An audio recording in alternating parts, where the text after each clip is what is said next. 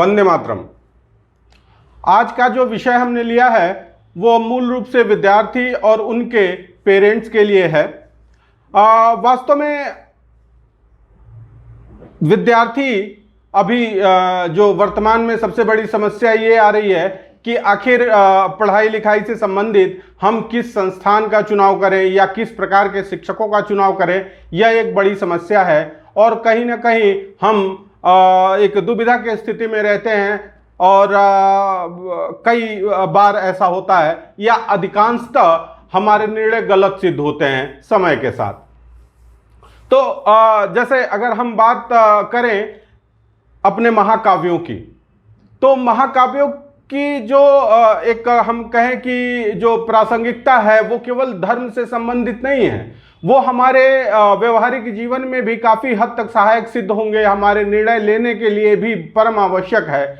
जैसे कि एक अच्छे विद्यार्थी को एक अच्छे शिक्षक की आवश्यकता होती है, उसी प्रकार एक अच्छे शिक्षक को एक अच्छे विद्यार्थी की भी आवश्यकता होती है। अगर हम रामायण की बात करें तो रामायण काल में विश्वामित्र हो या ऋषि अगस्त हो, इनको एक अच्छे विद्यार्थी की आवश्यकता थी जो प्रभु श्री राम के रूप में उनको प्राप्त हुआ। देखिए, अगर कहने के लिए ये कहा जाए कि अगर ये सारे ऋषि महात्मा इतने सशक्त थे, एक ऐसा विद्यार्थी तैयार कर सकते थे, तो स्वयं रावण का वध क्यों नहीं कर सकते थे? वास्तव में वो नहीं कर सकते थे।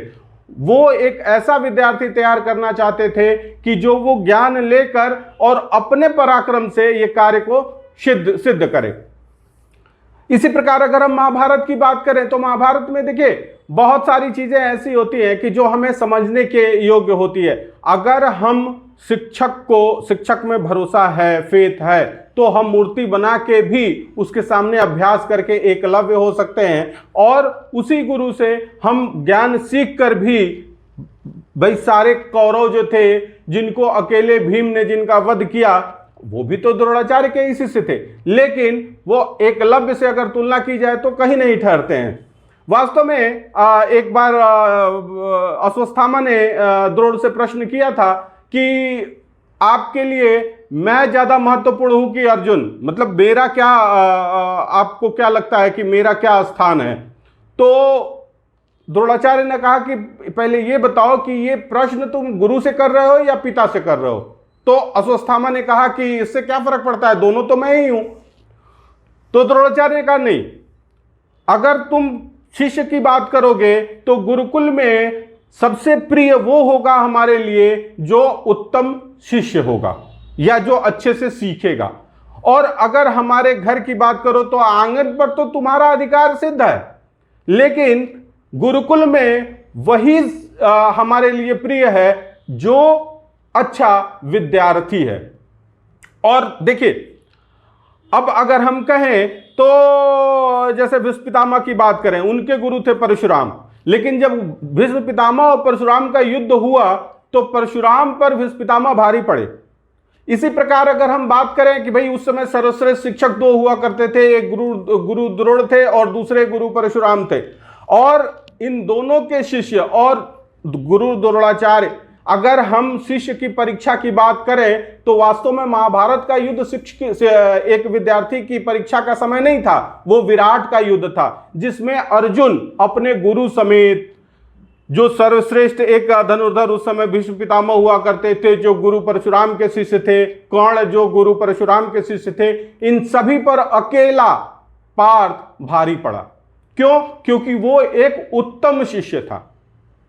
कहने का तात्पर्य यह है कि जब हम विद्यार्थी और शिक्षक की बात करते हैं तो उनमें एक विशेष प्रकार का संबंध होता है। एक पिता पुत्र का भी संबंध हो सकता है। जैसे कि अभी हम अगर बात करें तो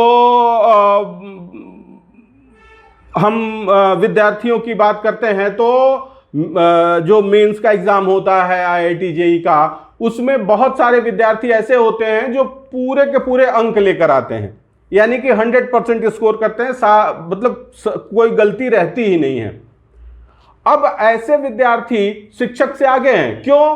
क्योंकि शिक्षक भी अगर उस परीक्षा में बैठे तो तीनों सब्जेक्ट में वो पूरे अंक अर्जित नहीं कर सकता है। लेकिन वास्तव में होता क्या है कि जैसे हम अक्सर जो नाम है, बड़े कोचिंग संस्थान है, उसकी चर्चा करते रहते हैं कि उनके क्या क्या दुष्परिणाम हैं और कैसे वो विद्यार्थियों को बेवकूफ़ बनाते हैं। उसी प्रकार से जैसे हम निर्णय लेने में कई बार जो है अब बहुत सारी मशरूमिंग हो गई है। हर तीसरा कोचिंग ये दावा करता है कि ये IITN की कोचिंग है, और वर्तमान में तो एक कोटा का लोटा भी आ गया है। कोटा का लोटा इसलिए कह रहे हैं क्योंकि जैसे बहुत सारे बौद्ध स्तूप ऐसे हैं कि बौद्ध स्तूप तो बहुत सारे हैं, उसमें से कुछ ऐसे भी हैं कि जिस पे संशय की स्थिति बनी हुई है। बौद्ध स्तूप वो है कि जिनमें माना जाता है कि नीचे बौद्ध की अस्थियां रख के ऊपर से स्तूप बना दिया गया है। अब उसको खोद के तो कोई देख नहीं सकता कि नीचे अस्थियां हैं कि नहीं है। उसी प्रकार अगर कोई दावा कर रहा है कि IITN है तो हम जाके सर्टिफिकेट तो मांगते नहीं है, या कोई कह रहा है कि कोटा का कोचिंग है तो हम भाई एक इंजीनियर होने या IITN होने से क्या फर्क पड़ता है, या हम अगर कोटा की बात कर रहे हैं तो कोटा का संस्थान होने से क्या फर्क पड़ता है। अगर विद्यार्थियों के काम नहीं आ रहा है तो वो कहीं का हो, या पढ़ाने वाला इंजीनियर हो या IITN हो, उससे क्या फर्क पड़ता है। लेकिन हमारा जो चुनाव का क्राइटेरिया है वो बड़ा सीमित है, और बहुत ही जैसे देखिए हम चुनाव कई बार इमोशनल होकर करते हैं कि भाई बच्चा इस जगह जा रहा है क्योंकि वो शिक्षक पसंद है।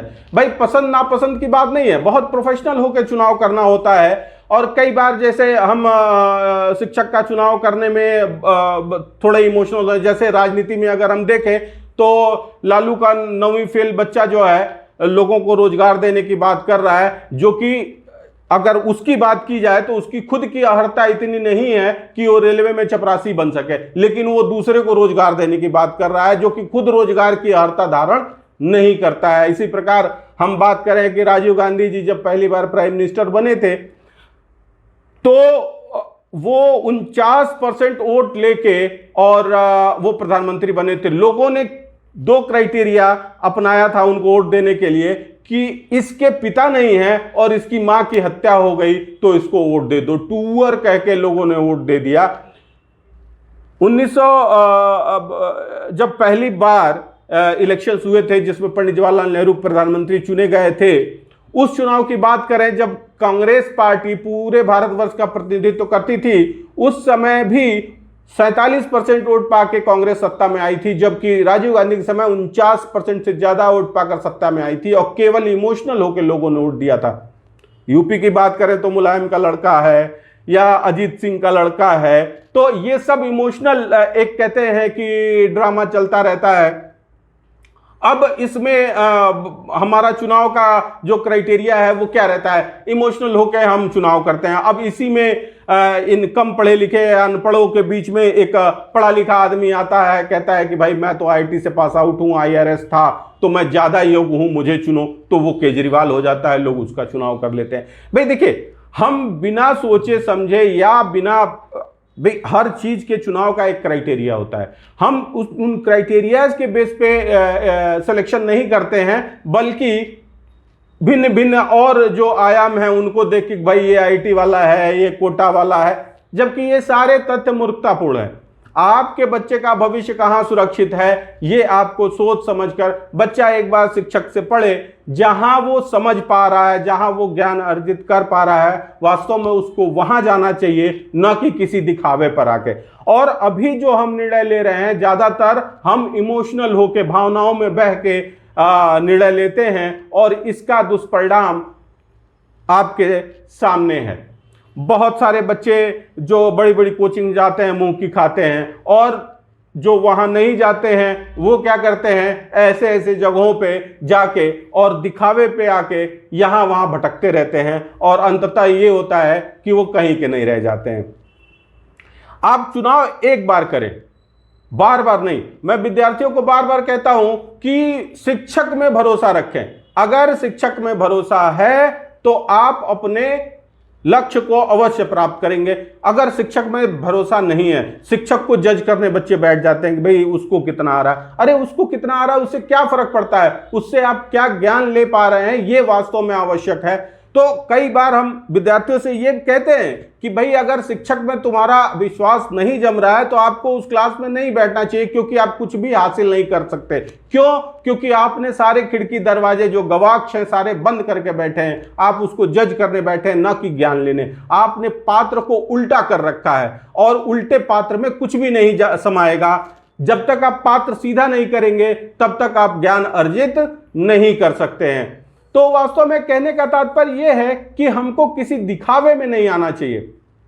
मैं आपको बताऊं कि अभी अगर हम, वैसे तो ये शिक्षा का जो क्षेत्र है या इसको हम एजुकेशन इंडस्ट्री अगर हम कहें तो ये अनऑर्गेनाइज सेक्टर में आता है, लेकिन अगर सैलरी के मामले में देखें तो ये सबसे अधिक सैलरी देने वाले क्षेत्रों में है। और यहाँ पे एक आईटीएन की अगर हम बात करें, एक ठीक ठाक ज्ञान के साथ और एक 2-4 साल के अनुभव के साथ अगर आईटीएन है तो उसकी सैलरी 30 से 50 लाख पर ईयर के बीच में कहीं ठहरती है।